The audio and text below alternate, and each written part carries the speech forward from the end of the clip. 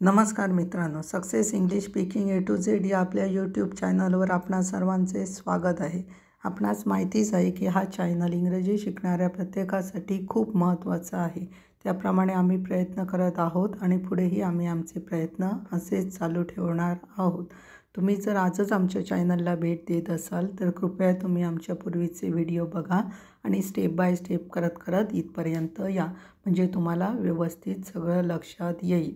आमचा चॅनल फक्त छोट्यांसाठीच आहे असं नाही आहे. छोट्यांपासून मोठ्यांपर्यंत सर्वजण आमच्या चॅनलवर येऊन इंग्रजी व्यवस्थित शिकू शकतात.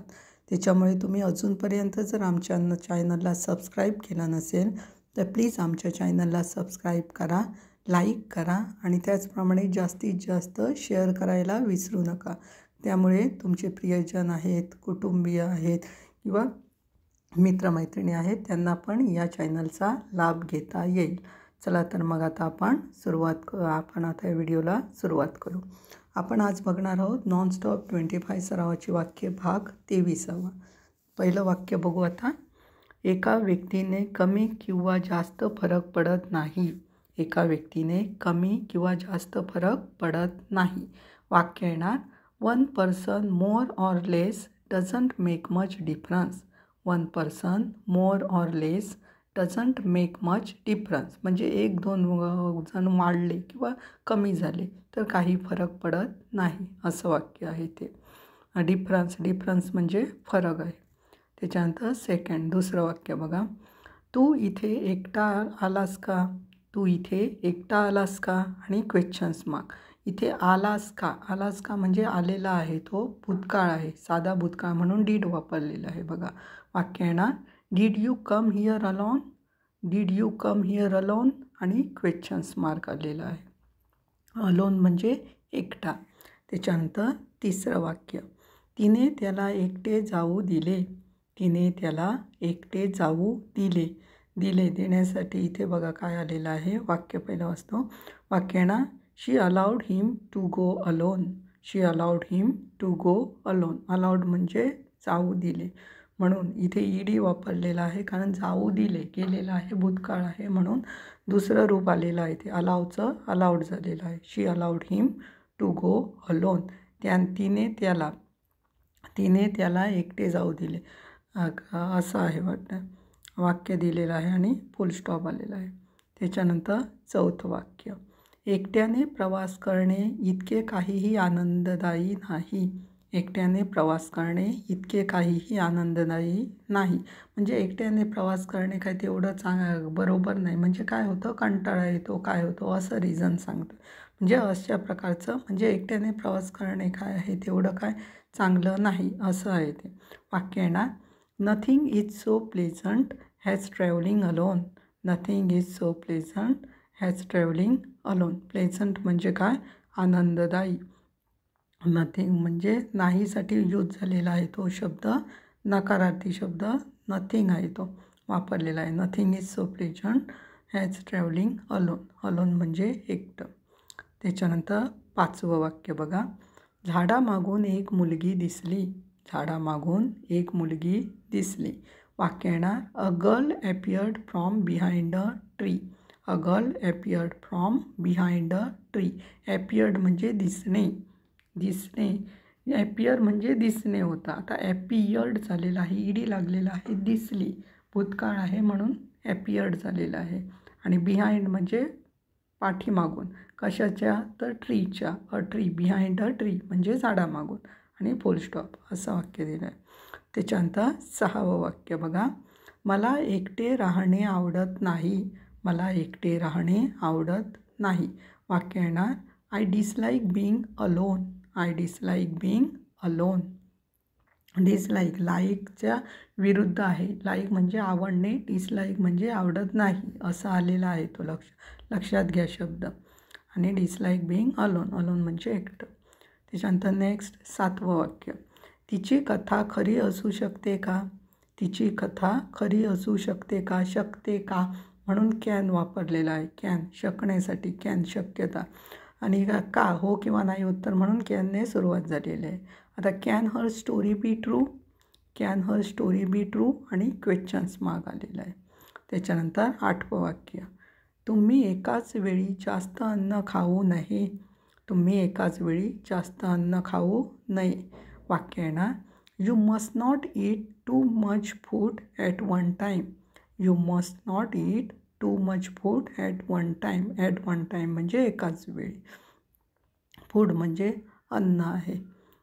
ईट म्हणजे खाणे असं वाक्य आहे ते. You must not eat too much food at one time. त्याच्यानंतर नेक्स्ट 9वं वाक्य बघू. एका वेळी एक गोष्ट करा. एका वेळी एक गोष्ट करा.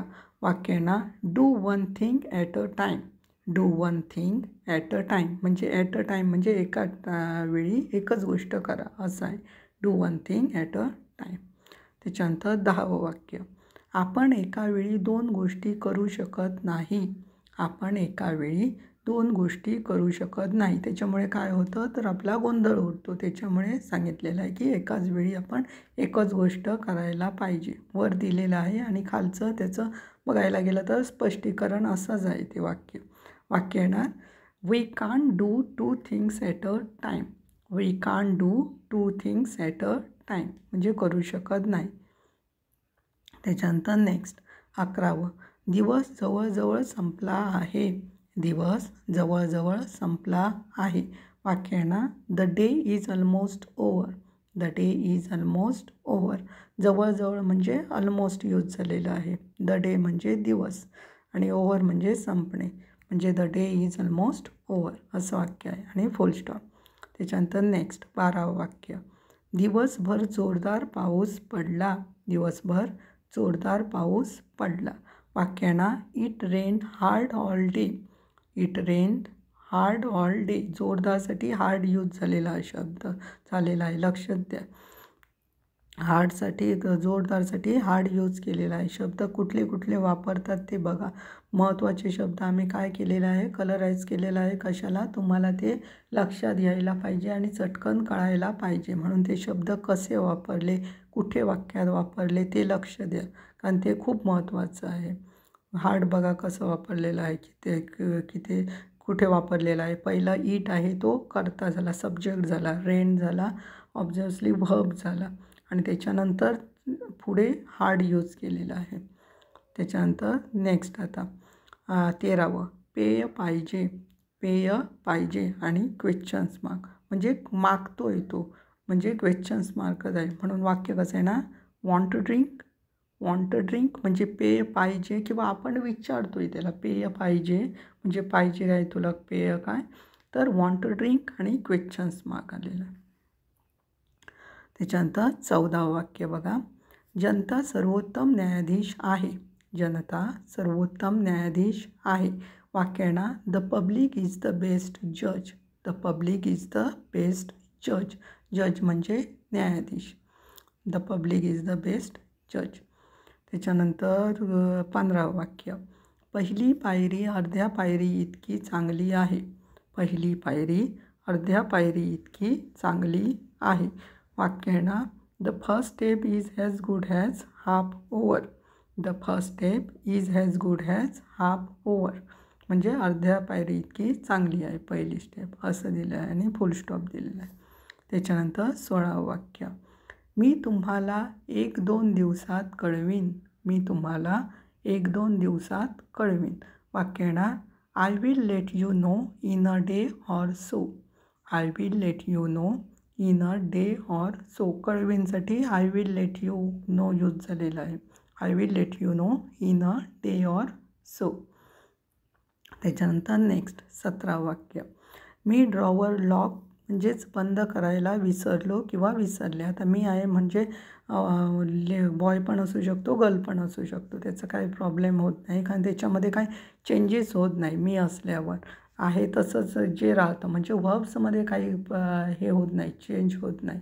व्हर्बमध्ये परत मीसाठी आयच येतं, सब्जेक्टमध्ये पण आयच येतं करता म्हणून. त्याच्यामुळे काही प्रॉब्लेम होत नाही. फक्त तुम्ही लक्षात ठेवा, विसरलो आणि विसरले दोन्ही पण येतात मीसाठी. वाक्य बघा इंग्रजीमध्ये. I forgot to lock the drawer. I forgot to lock the drawer. त्या फॉरगॉट काय, विसरलो, विसरणे. फॉरगेटचं काय आहे ते, फॉरगेटचं फॉरगॉट झालेलं आहे. फॉरगेट म्हणजे विसरणे. वर्तमान काळ आहे. इथे भूतकाळ आहे म्हणून फॉरगॉट झालेलं आहे. त्याच्यानंतर नेक्स्ट 18वं वाक्य. तुम्ही उजवीकडे वळलात तर तुम्हाला एक मोठी इमारत दिसेल. तुम्ही उजवीकडे वळलात तर तुम्हाला एक मोठी इमारत दिसेल. वाक्य आहे ना, if you turn right you will see a big building.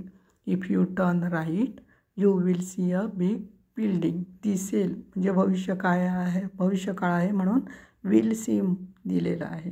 लक्षात घ्या, will see a big building. त्याच्यानंतर नेक्स्ट 19वं वाक्य बघा. उजवीकडे वळा. उजवीकडे वळा. वाक्य आहे ना, turn to the right. Turn to the right म्हणजे उजवीकडे वळा. Turn to the right. त्याच्यानंतर 20वं वाक्य. माझ्या उजव्या डोळ्याला काहीतरी झालं आहे.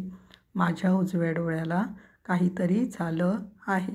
वाक्य आहे ना, something has happen to my right eye. Something has happen to my right I.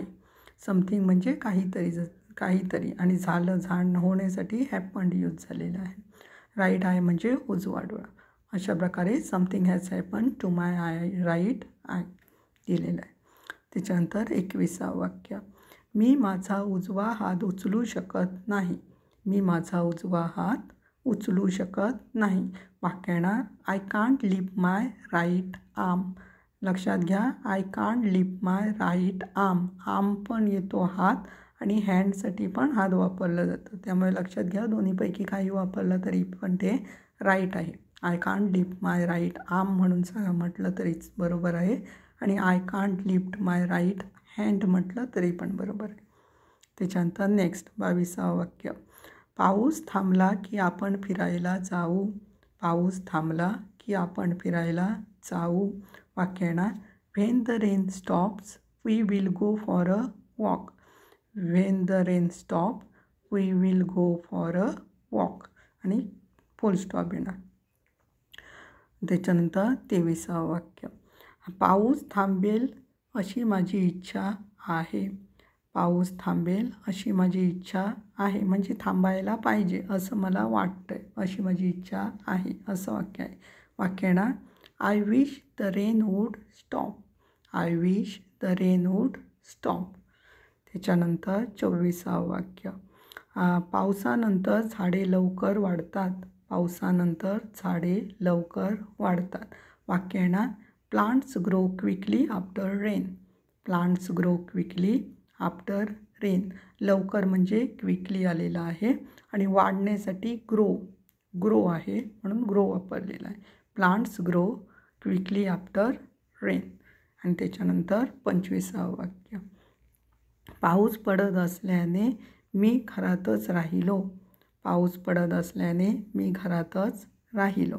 वाक्य येणार, I stayed indoors because it rained. I stayed indoors because it rained. आता लक्षात घ्या, घरातच म्हणून हाऊस घेतलेला नाही तर इंडोअर राहिलो. इंडोअर म्हणजे घराच्या आतमध्ये हा पण शब्द येतो. लक्षात घ्या, इंडोअर्स म्हणून घरासाठी इंडोअर्स यूज केलेला आहे इथे. हा लक्षात घ्या, कारण काही पॉईंट्स आहेत. आता जी सेंटेन्सेस आहेत त्याचे काही पॉईंट्स आहेत ते डिफरंट आहेत. म्हणजे ते कसं असतं तर आपण कसं कोड्यामध्ये बोलतो त्याचप्रमाणे इंग्रजीमध्ये पण ती लँग्वेज असते. कोड्यात बोलायचं त्याप्रमाणे ती बोलले जातात. त्याप्रमाणे सुटेबल वर्ड्स असतात ते यूज केले जातात. त्यामुळे ते लक्षात घ्या. व्यवस्थित वाचा. लक्षात आलं नसेल तर तुम्ही पुन्हा वाचा, पण प्रयत्न करत राहा, प्रॅक्टिस करत राहा. कारण practice man will be perfect. माहिती आहे तुम्हाला, प्रॅक्टिसनेच मॅन काय होतो, परफेक्ट होतो. त्याच्यामुळे व्यवस्थित वाचा. कळलं नसेल तर पुन्हा व्हिडिओ बघा, कारण काही प्रॉब्लेम नाही. पुन्हा व्हिडिओ बघितला, त्याचा सराव केला, त्याच्यामुळे तुम्हाला जास्त आपल्याला कळणं महत्त्वाचं आहे. आपल्याला एकदा कळलं नाही, दोनदा कळलं नाही, तीनदा कळलं नाही, काही प्रॉब्लेम नाही. कारण आपल्याला इंग्रजी शिकायचं आहे. आपण ऑलमोस्ट जिनियस नाही आहोत इंग्रजीमध्ये. त्याच्यामुळे व्यवस्थित आपण जसं होईल, जसं आपल्याला समजेल तसं आपण करायचं. त्यासाठी कोणी काय म्हणतात, तू एवढ्यांदा बघितलेस व्हिडिओ वगैरे, त्याचा काही प्रॉब्लेम नाही. आपल्याला पाहिजे तेवढ्यांदा व्हिडिओ बघायचे, कारण इंग्रजी आपल्याला शिकायचं आहे. म्हणणारा म्हणतच राहणार, त्याचं आपण काय करायची नाही, केअर करायची नाही. त्यामुळे व्यवस्थित करा. त्याचप्रमाणे सोशल मीडिया प्लॅटफॉर्म्स पण आमचे आहेतच तुमच्या मदतीसाठी. तिथे पण जाऊन भेट द्या. तिथे पण मुद्दाम जाऊन चेकआउट करा की काय दिलेलं आहे, महत्त्वाचं आहे की नाही, त्यावेळी तुम्हाला कळेल. त्यामुळे आम्हाला फॉलो करायला तिथे पण विसरू नका. फेसबुक पेज आहे इंग्लिश स्पीकिंग विथ स्वप्नील, स्मिताचा भाऊ. त्याचप्रमाणे प्रतिलिपी अकाउंट पेज आहे स्मिताचा भाऊ. प्रतिलिपी अकाउंट पेजवर मुद्दाम जा आणि बघा. जे आम्ही सिरीज लिहितो, कथा लिहितो, त्याच्यामध्ये इंग्रजी जास्त प्रमाणात वापरलं जातं. म्हणजे कसं बोलावं, काय ते त्याच्यामध्ये दिलेलं आहे. तिथे कॉन्व्हर्सेशन कसं होतं ते तुमच्या लक्षात येईल. त्यामुळे तिथे जाऊन मुद्दाम बघा आणि त्याला फॉलो करायला विसरू नका. प्लस एंटरटेनमेंट पण तुमचं होऊन जाईल, प्लस तुम्हाला तिथे शिकता पण येईल. त्याचप्रमाणे लिंक्डइन अकाउंट पण आहे स्वप्नील स्मिताचा भाऊ. तिथे पण आम्हाला फॉलो करायला विसरू नका. आता भेटणार आहोत नवीन वाक्य घेऊन, नवीन प्रॅक्टिस करायला. तोपर्यंत धन्यवाद.